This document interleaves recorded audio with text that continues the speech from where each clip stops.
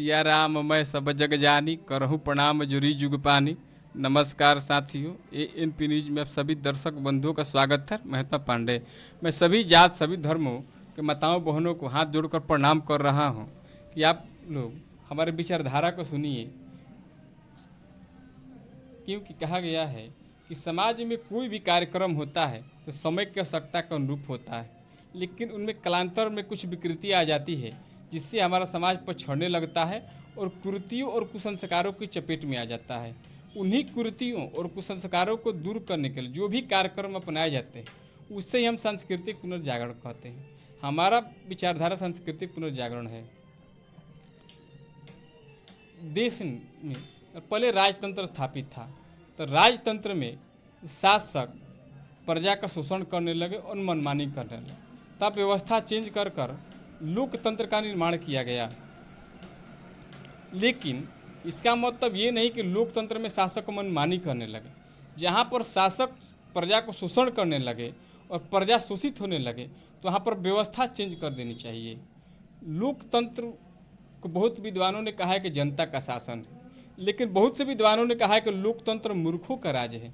तो यहाँ पर आप लोग थोड़ा विचार सुनिए और कमेंट जरूर कीजिए कि लोकतंत्र इसलिए अच्छा है कि एक बार विधायक चुन गया, एक दिन के लिए भी तो उसका आजीवन पेंशन हो। मंत्री चुना गया, उसका आजीवन पेंशन हो, वेतन भत्ता, ये भत्ता। यानी प्रजा पर टैक्स लगाकर और शासक मनमानी करने लगे, इससे लोकतंत्र अच्छा है। इसी मुद्दा पर चर्चा करने के लिए हमारे साथ शिक्षकगण मौजूद है, क्योंकि यह चैनल शिक्षक के लड़का का खोला हुआ है और शिक्षक इसमें जुड़े हैं। शिक्षक हो गया तो सभी जात और धर्मों से ऊपर हो गया, क्योंकि शिक्षक व्यवसाय नहीं होता है, व्यवसाय शिक्षक नहीं होता है। क्या सर, आप इस व्यवस्था से खुश हैं?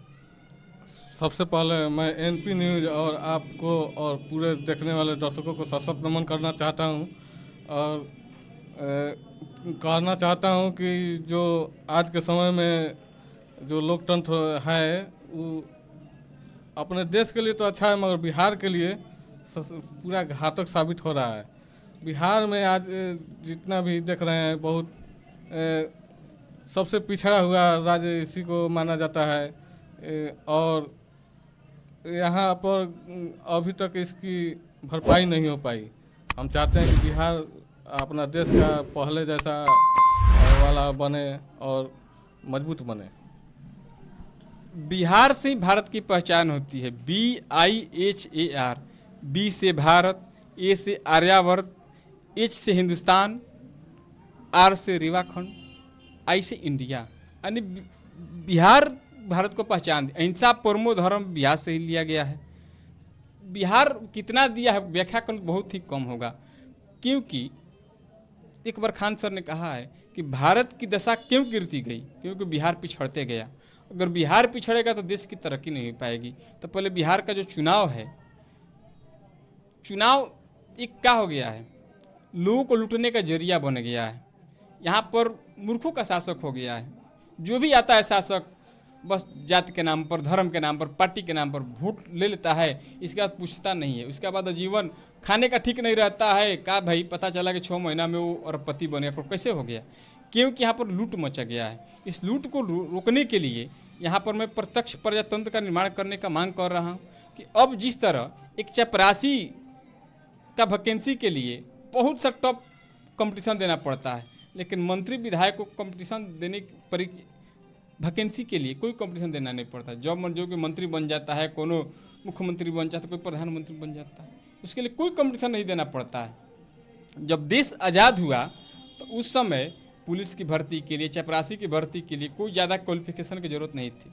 लेकिन आज एक सिपाही की भर्ती के लिए 80 नंबर 85 नंबर का एग्ज़ाम होता है, लेकिन वही व्यवस्था मंत्री विधायक बनने के लिए नहीं है। अनपढ़ आदमी भी मंत्री बन सकता है, विधायक बन सकता है। क्या इस व्यवस्था से खुश हैं आप? नहीं, खुश नहीं है। यहाँ के जनते न है कि एक पार्टी को पूर्ण बहुमत नहीं देती है। आज जो भी सरकार में है वो अपने कम रहकर दूसरे का सहारा लेकर तो चला रहा है सरकार। इससे बिहार का क्या विकास होगा? विकास के लिए चाहते हैं कि एकजुट होइए और मजबूत पार्टी बनाइए, जिससे ऐसा बिहार को देखना न पड़े। हमारी विचारधारा चुनाव लड़ने, व्यवस्था से लड़ना, आज के युवा है, युवा में किसी प्रकार की कमी नहीं रह गई है। आज के युवा सब ईमानदार हैं, लेकिन जितने भी हमारे बुजुर्ग नेता हैं या बुजुर्ग हैं, वो इतना व्यवस्था बना दिए हैं कि आज के युवा के पास रोजगार न हो।